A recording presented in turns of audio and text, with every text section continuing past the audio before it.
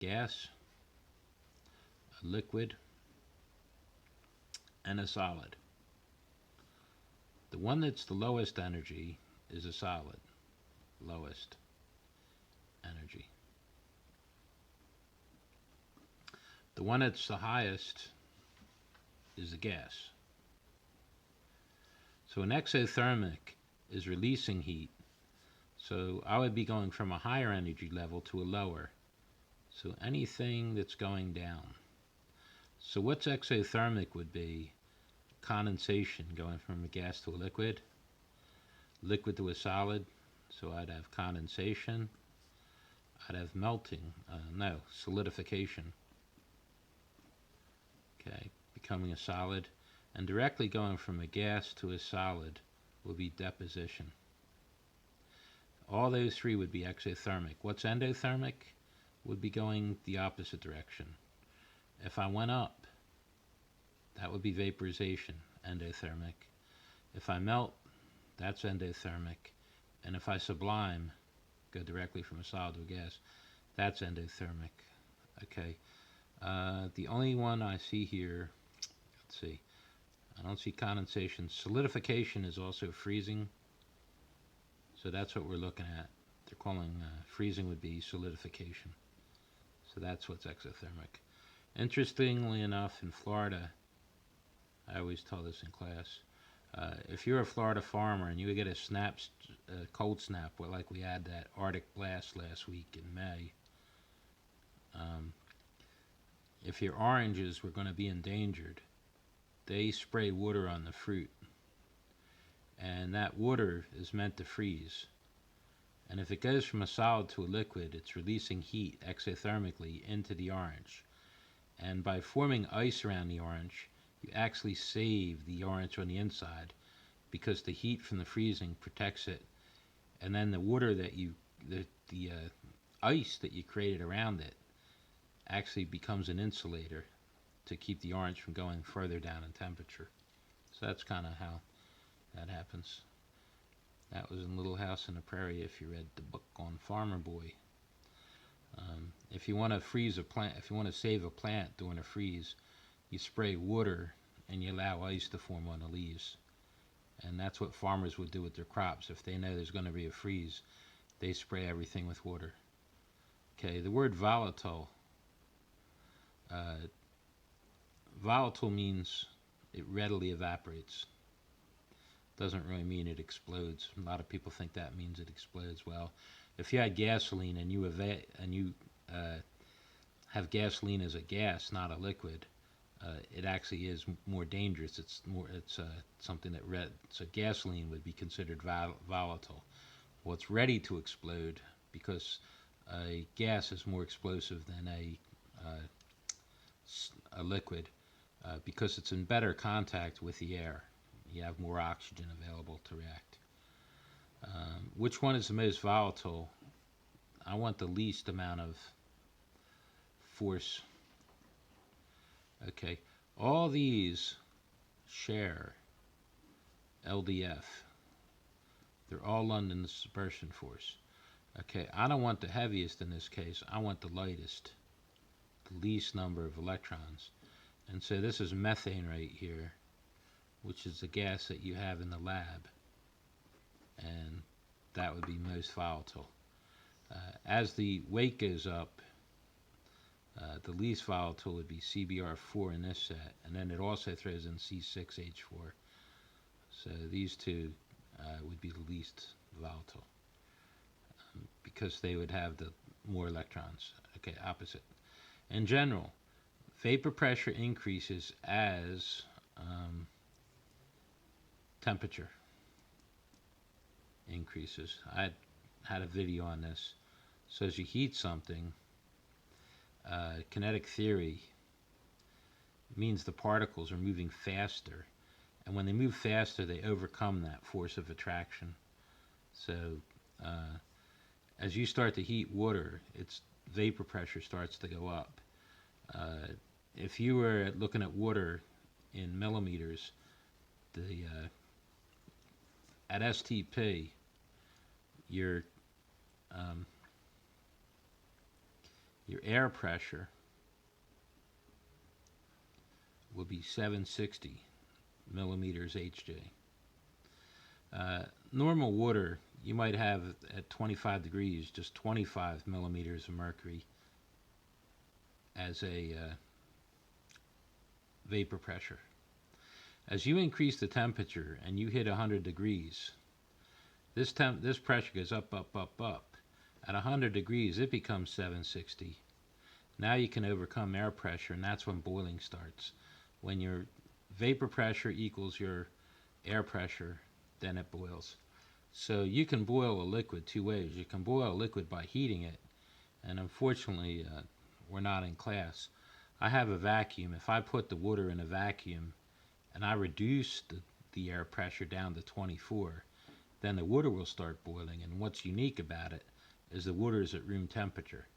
So I can boil something at room temperature. And you might hear that if you were in space and you didn't have a spacesuit, they say your blood would boil. Well, that's actually true because you no longer have air pressure on you. So all your liquids would start to boil in your body. Not a good experience. You might see that in a movie if you watch Arnold Schwarzenegger in Total Recall.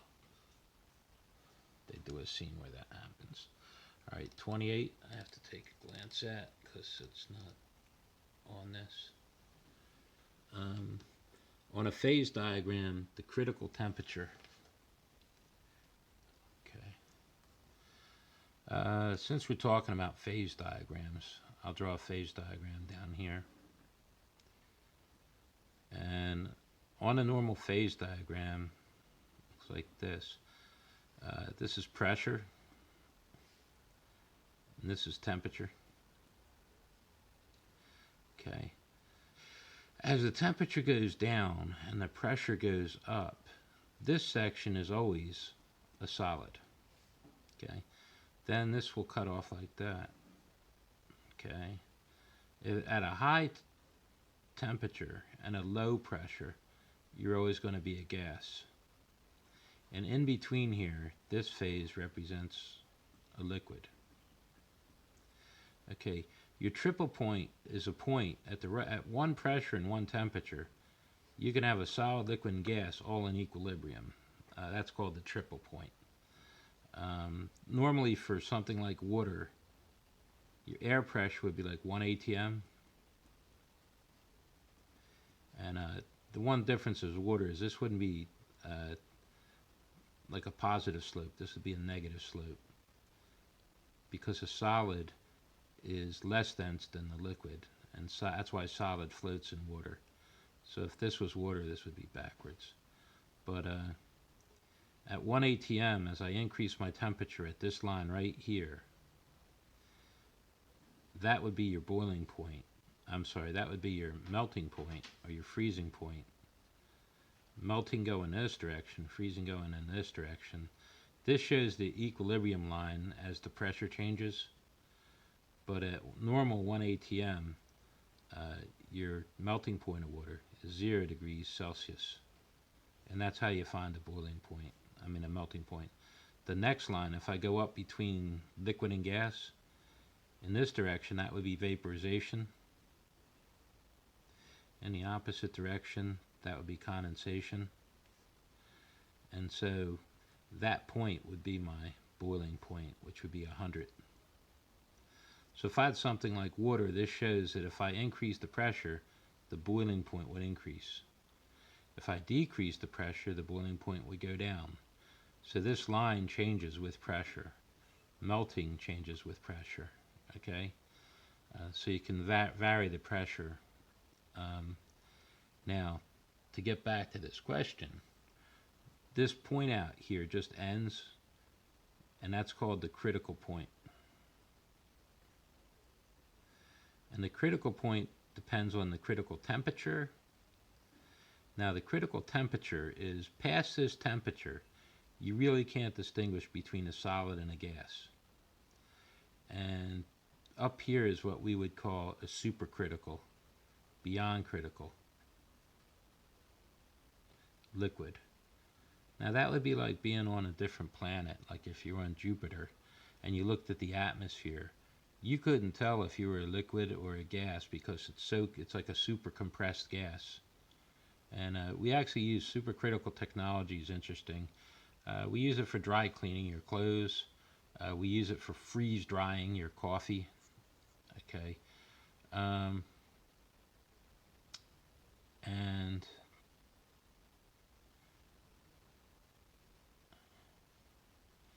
not the temperature at which all three states are at equilibrium. That would be your triple point. It's not the temperature required to melt a solid. Okay, it's not the temperature to create sublimation. It's a temperature not below but above which a gas can't be liquefied. Okay, and that's considered to be your critical temperature. Not the critical point, but the critical temperature. Above that temperature, a gas can't be liquefied. Okay, so no matter how much pressure you put on, I can't distinguish between like the liquid and the gas. Okay, crystalline liquids differ from amorphous. Amorphous is without shape, so amorphous would be like having no pattern. The difference between crystalline and amorphous is that crystalline solids have repeating patterns of atoms, molecules, or ions. You're always looking for repeating patterns, and they're highly ordered. Not random, has nothing to do with size or distance apart or molecular. I wouldn't even worry about 30. I'm not going to ask you about phase cubic and all that. This is just like crystals, so don't worry about 30. Okay. CaH8, this is a hydrocarbon. Anytime you got a hydrocarbon, it's LDF, London Dispersion Force, or just Dispersion Force, LDF. It's long chain, a lot of carbons. Now this would be called octane, which has nothing to do with octane in a gasoline. And I'll teach you something about octane. Actually, gasoline is like C5, 2, 3, 4, 5, like pentane. It's a certain range of number of carbons, so you can go up to C8 octane. If you have a straight like this, then if I have another molecule, there's a lot of surface action in between, so it has a higher attractive force, therefore a higher boiling point. If I was to take an isomer of this and arrange it differently, where I have the C's around it like that, this minimizes your surface area, and it makes it very much like a ball. So if you look at that, if you had two balls, there's a minimal amount of surface area contact, so that makes it much more volatile. Well, that's what octane is. In octane, they separate and refine your gasoline. This would be called straight chain. This would have a low octane, and this would have a high octane. This burns better. This, if you burned it in your engine, it would cause your car to knock. They actually measure it by the amount of knocking of the engine. That's how octane's measured, still to this day. To have a high octane, the engine burns better. It burns smoother. If you have a sports car, you have to burn your high octane, or you'll have a knock in your engine, and eventually that'll take the cylinders and put a hole in the cylinder. Okay, so that's what octane comes from. Boy, 32. Nah, we're not going to bother with 32. I can explain it to you. This would be a heating curve of water. So if I started at negative 50 degrees Celsius, if you have ice, you start to heat. As you add, this would be temperature, and this would be time. If I add heat to ice, the ice the temperature of the ice would actually go up from like negative 50, but when it hits 0 degrees, it would stop increasing. At this point, all your temperature goes into breaking the hydrogen bonds that are fixed in place. So here I'd have 100% solid. But during this phase, I would be having water go from a solid to water as a liquid. That's called my delta H of freezing, or the delta H of solidification. As solidification, it's considered a positive 6.01 kJs per mole. Well, this just goes straight. And when you get 100% liquid, now you can consider heating.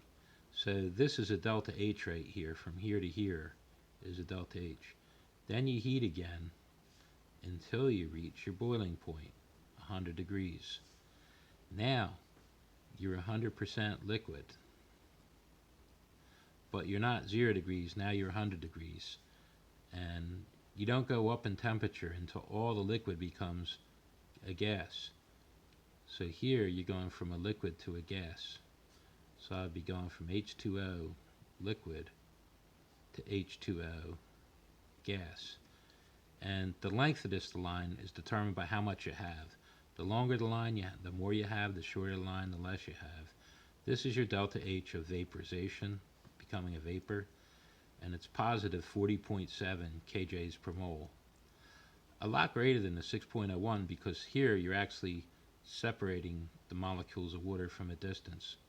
And at that point your temperature can start going up again to whatever. In this case, it wants you to go to 150 degrees Celsius. Okay. Now how do I find the energy I find from this? I can use dimensional analysis and my delta H of vaporization to find out this amount of heat. I can find out how much heat it took to melt the ice by using my delta H of freezing, the 6.01. So I can add these two. Now how do I find this? Well, this is going back to Q equals Cp times mass times delta T. Where you have to be careful is these two are going to be in kilojoules when you do your calcs, dimensional analysis. These will be in joules. So in this problem, they said how much energy. They didn't give you a unit. That's not good.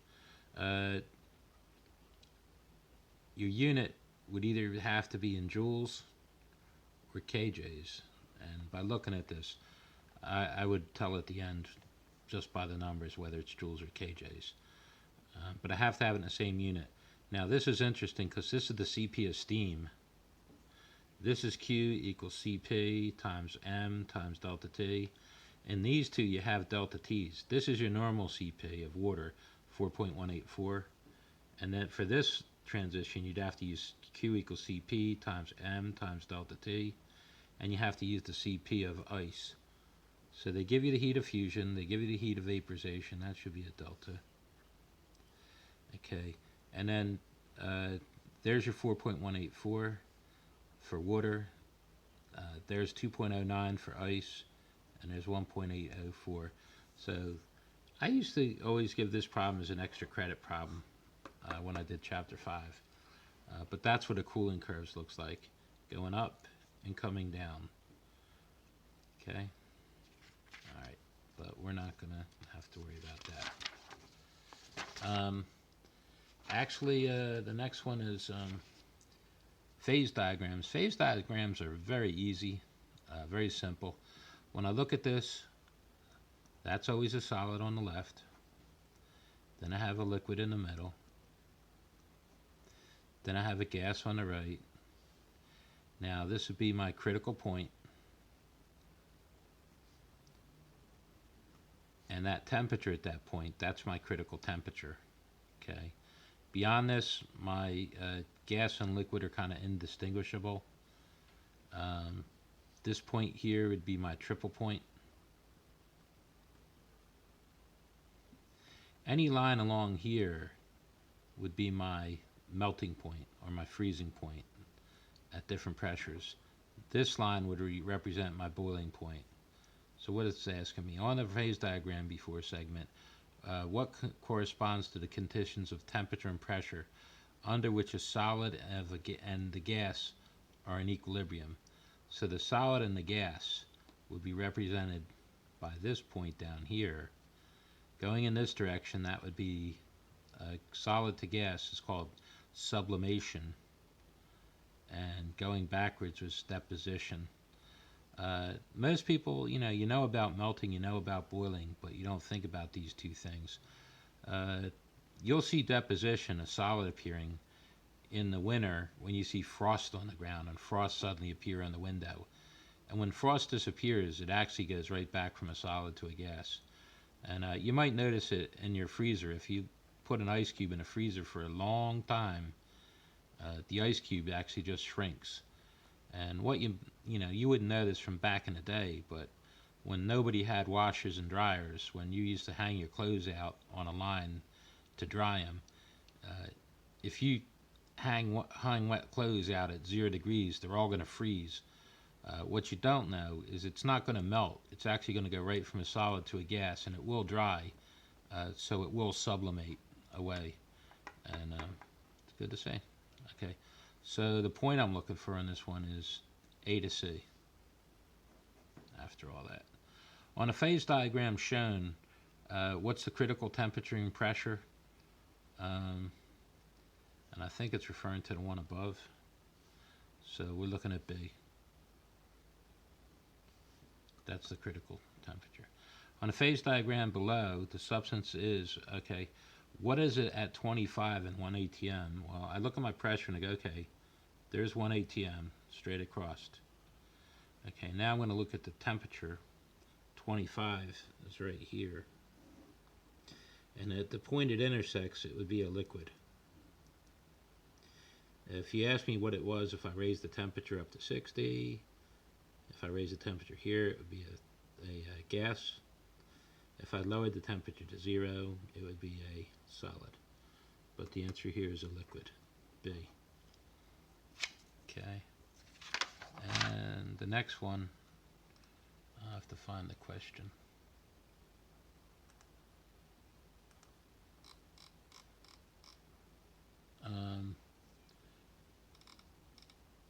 The normal boiling point for this substance. Okay, so assuming that we know that STP is 1 atmosphere,